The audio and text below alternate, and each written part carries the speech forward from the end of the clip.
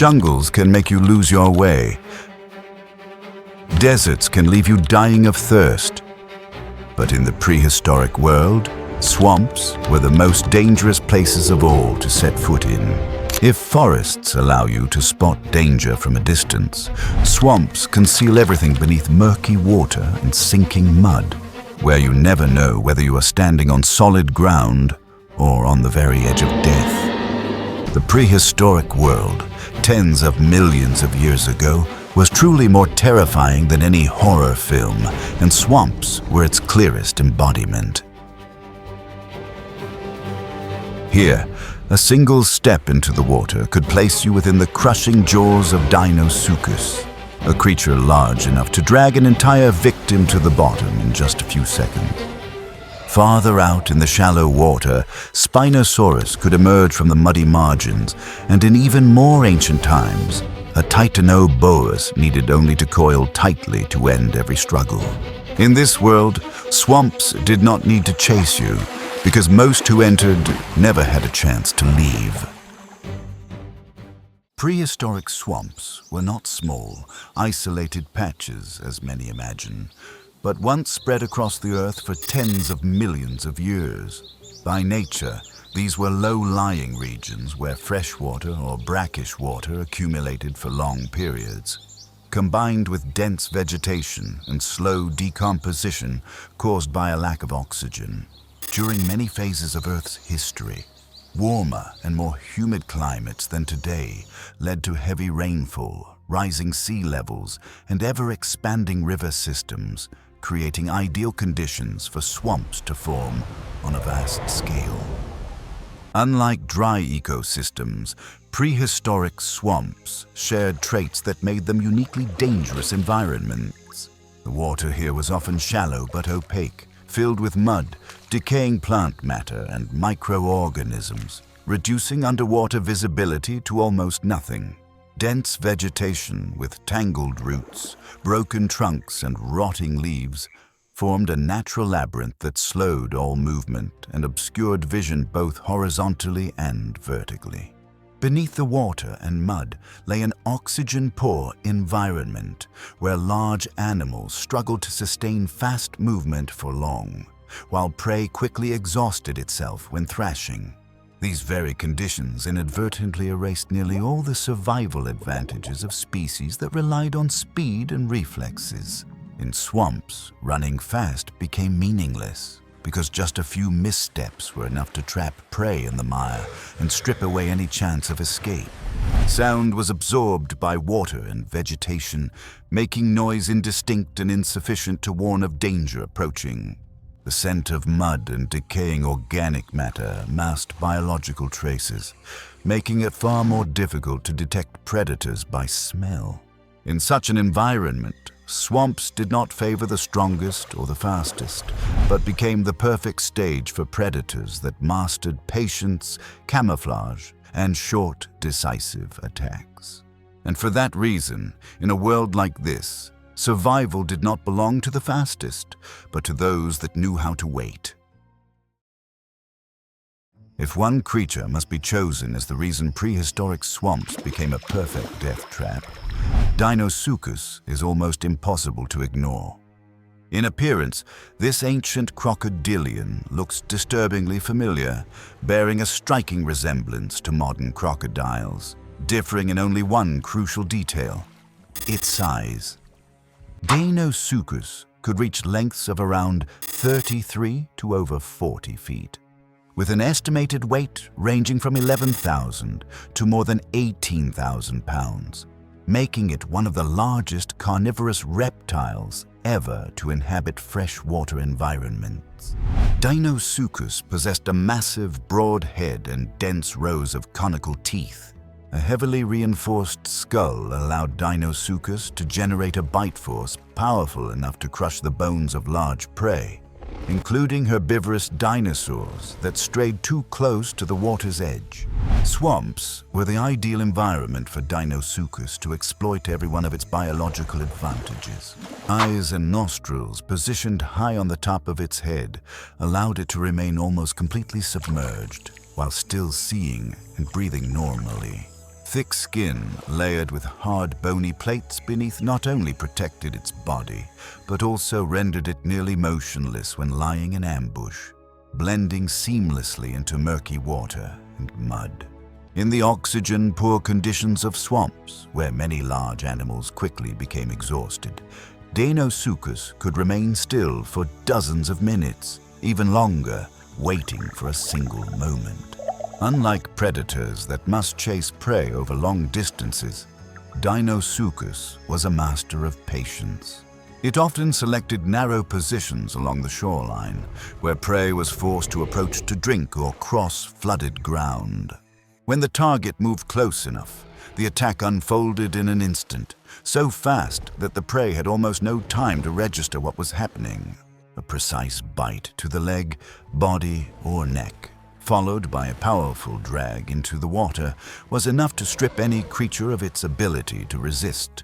In murky water and sinking mud, struggling achieved nothing except exhausting the prey more quickly.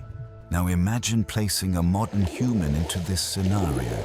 You step into shallow water that seems only calf-deep, unaware that beneath the mud lies a motionless body stretching dozens of feet in length.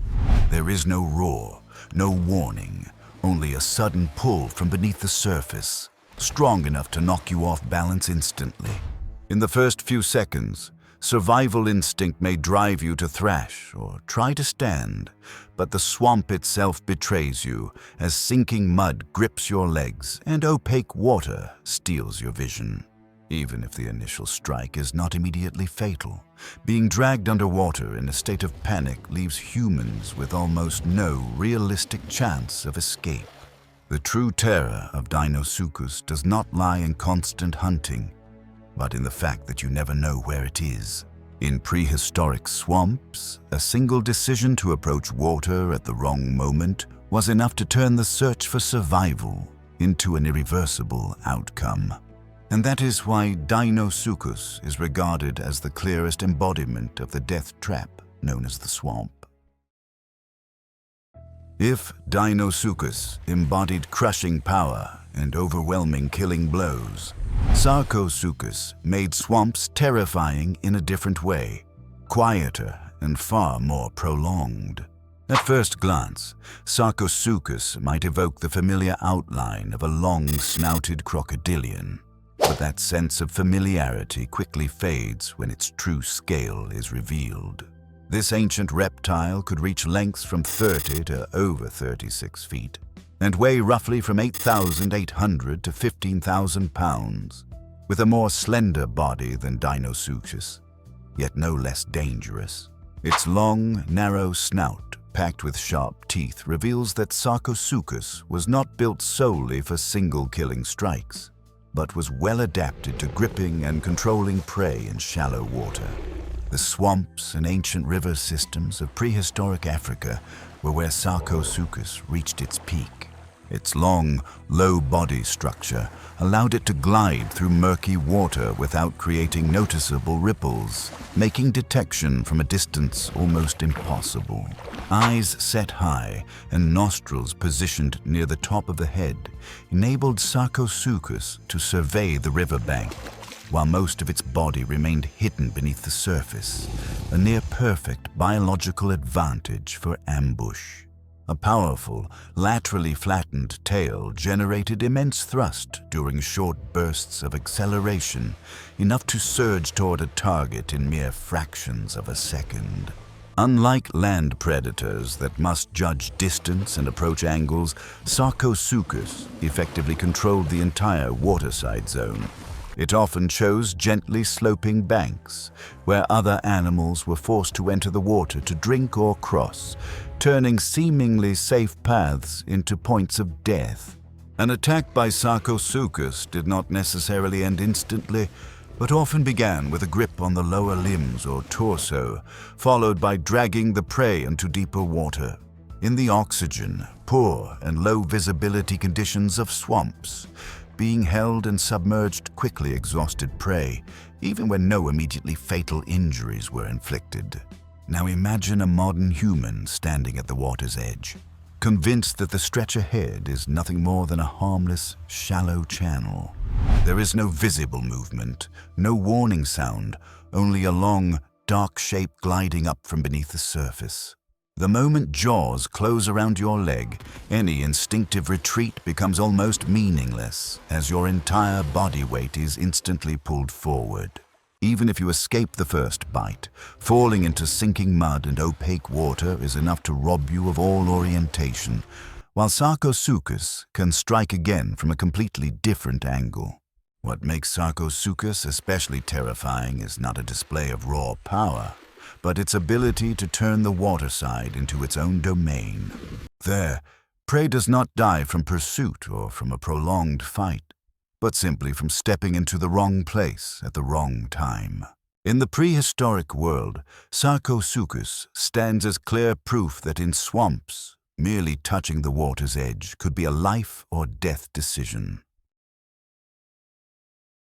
If the two monsters above are still not enough to unsettle you, the third contender will force you to think again, because the next name on this list is Spinosaurus. Unlike the two giant crocodilians that turned swamp waters into killing zones, Spinosaurus made the boundary between water and land almost meaningless. Spinosaurus is the famous semi-aquatic carnivorous dinosaur known to many as the main antagonist in Jurassic Park. It was portrayed as a powerful, ruthless, and intelligent hybrid beast, surpassing even Tyrannosaurus Rex, the traditional symbol of the franchise. This was not a predator confined to water or land, but a creature evolved to dominate both realms at the same time. In terms of size, Spinosaurus ranked among the largest carnivorous dinosaurs ever to exist, with an estimated length ranging from 46 to over 50 feet and a weight that could exceed 15,000 pounds. Its presence alone was enough to reshape the entire balance of survival within a swamp. Its elongated body, extended neck, and narrow snout lined with conical teeth gave it the appearance of a hybrid between a crocodile and a terrestrial hunting dinosaur. The biological traits of Spinosaurus reveal that it was specifically adapted for flooded environments. Dense and heavy bone structure helped stabilize its body in shallow water, while its laterally flattened tail functioned as a powerful paddle. Nostrils set farther back on the skull allowed it to breathe even when the snout was submerged, a clear advantage during ambush. The large sail along its back was not merely visual, but may also have played a role in thermoregulation or signaling within the murky and vegetation-choked waters of swamps. Unlike predators that relied on ambush at a single fixed point, Spinosaurus followed a far more flexible lifestyle. It could roam along shallow waterways, hunting large fish, reptiles, and any creature forced to cross flooded ground. When necessary, it could also haul itself onto land to approach prey on shore, especially animals already exhausted or destabilized by sinking mud. This very flexibility made predicting the direction of a Spinosaurus attack extremely difficult, as danger could come from ahead, from behind, or from directly beneath the water. Now place a modern human into that territory. You might avoid the water to escape giant crocodilians, but that does not guarantee safety when a creature weighing tens of thousands of pounds can emerge from the muddy shoreline itself. Running in a swamp is almost impossible, as every step is dragged down by mud, while Spinosaurus needs only a few powerful thrusts of its tail to close the distance. Even if you spot it from afar, dense terrain and poor visibility turn the search for an escape route into a problem with no clear solution. What makes Spinosaurus truly terrifying is not just its size or strength, but its ability to control the entire zone where water and land meet. In prehistoric swamps, where most creatures were forced to rely on both environments to survive, Spinosaurus existed as a constant threat, turning every seemingly safe path into a direct route toward danger. It would be an omission not to mention another true symbol of the swamp: the giant prehistoric snakes. If giant crocodilians turned the water's edge into a killing zone and Spinosaurus ruled the boundary between water and mud, then giant prehistoric snakes made swamps terrifying in another way, far quieter and much slower. They did not need to charge at high speed or create loud disturbances, because silence itself, combined with slow, overwhelming strength, was their deadliest weapon. The most famous giant snake ever to inhabit swamp environments was Titanoboa. Titanoboa appeared around 60 million years ago in a world far hotter and more humid than today, where average temperatures may have been higher by 9 to 14 degrees Fahrenheit. These climatic conditions allowed a cold-blooded reptile to grow to unprecedented size, with an estimated length of 42 to over 45 feet and a weight exceeding 2,500 pounds. Titanoboa's body was thick and powerfully built, with its widest diameter comparable to a large oil barrel, more than enough to generate crushing pressure on any creature caught in its coils.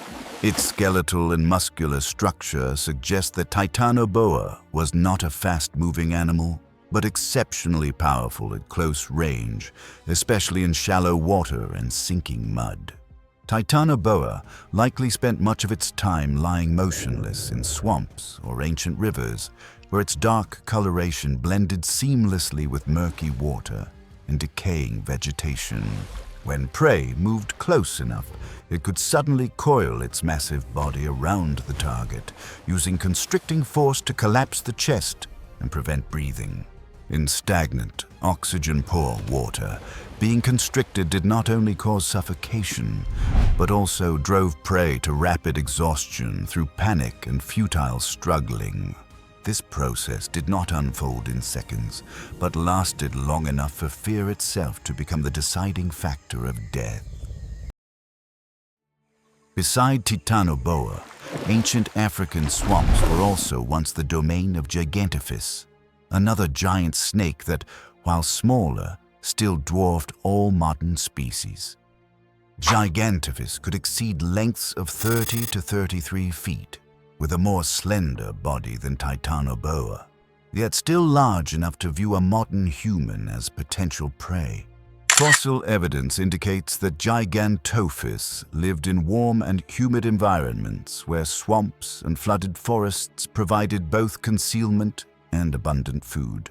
Unlike Titanoboa, which relied on overwhelming power, Gigantophis may have been slightly more agile, allowing it to ambush prey both at the water's edge and within dense vegetation. The most dangerous shared trait of these two giant snakes was not speed or aggression, but their ability to approach prey with almost no warning signs. There was no roar, no explosive splash, only a slow yet certain movement beneath the murky surface.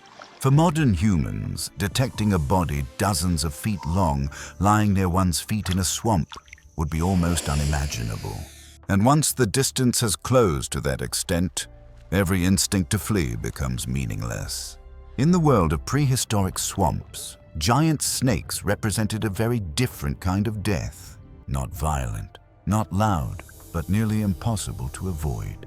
They stood as clear proof that in this environment, the greatest danger was not always what you could see, but what had been there long before you realized you had stepped into its domain. And even if you were lucky enough to struggle free from the clinging, suffocating mud, do not celebrate too soon, because the predators lurking along the swamp's edge would turn every escape into yet another trial, no less deadly. They did not need to confront sinking mud or murky water directly, because their strategy was far simpler. Wait for prey to weaken, then deliver the final blow. One of the most terrifying predators along the swamp's edge was Smilodon. Smilodon measured over 7 feet in body length and weighed between 440 and more than 600 pounds, with a short, powerfully built frame and forequarters far more developed than those of modern cats. This structure shows that Smilodon was not an endurance runner, but a close-range ambush specialist, using the strength of its forelimbs to wrestle prey to the ground. Its saber-like canines, which could exceed 11 inches in length, were not meant for repeated tearing bites, but for delivering a single, precise strike to the throat or major arteries once the prey had been firmly pinned. Along the swamp's edge, where slippery ground and mud slowed movement, Smilodon could exploit the moment a prey animal lost its balance, turning a single misstep into a death sentence. Operating alongside Smilodon were primitive carnivorous mammals such as Hyaenodon, predators that resembled a blend of wolf and hyena, but with far greater power. Some large Hyaenodon species could exceed 10 feet in length, including the tail, and weigh from 300 to nearly 1,000 pounds, equipped with elongated jaws and sharp teeth specialized for crushing bone. Unlike Smilodon, which favored solitary ambush, Hyaenodon had a body plan suited for constant movement and may have hunted in small groups. Along the swamp margins, where many creatures emerged from the water already exhausted, a group of Hyaenodon could surround and pressure prey from multiple directions. In such a situation, the victim faced not a single decisive strike, but a steady erosion of strength and morale, until resistance was no longer possible. Not only mammals haunted the swamp's edge, as these regions were also once the domain of unsettling two-legged predators, such as Sarcosuchus, known as terror birds. This bird could stand over 8 feet tall and weigh around 250 to 300 pounds, with long, powerful legs that allowed it to reach high speeds over short distances. Its massive, curved, and sharp beak functioned like a biological axe, enabling Sarcosuchus to deliver direct blows to the head or neck of its prey. At the swamp's edge, where prey had just escaped the water and had not yet recovered, a single, precise strike was enough to end the hunt within seconds. Unlike four-legged predators, Sarcosuchus attacked from above, creating an angle of assault that made evasion extremely difficult in confined spaces.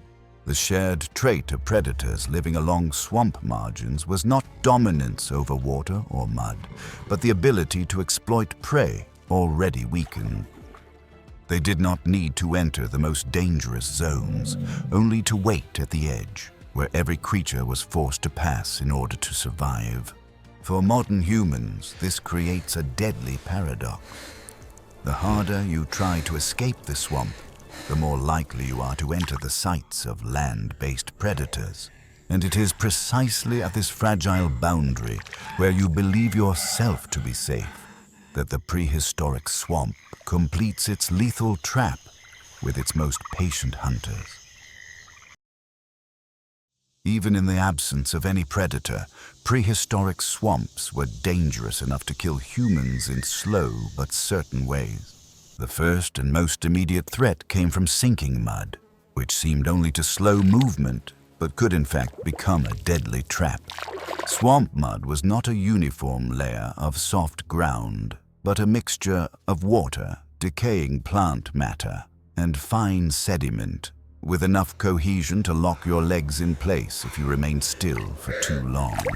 When trying to pull free with force, the body could easily lose balance, and a single fall was enough to press mouth and nose into dense mud, where breathing became extremely difficult. In such oxygen, poor conditions, panic accelerates breathing, causing suffocation to set in far faster than most would expect. The next pressure on survival comes from the combination of extreme heat and heavy humidity.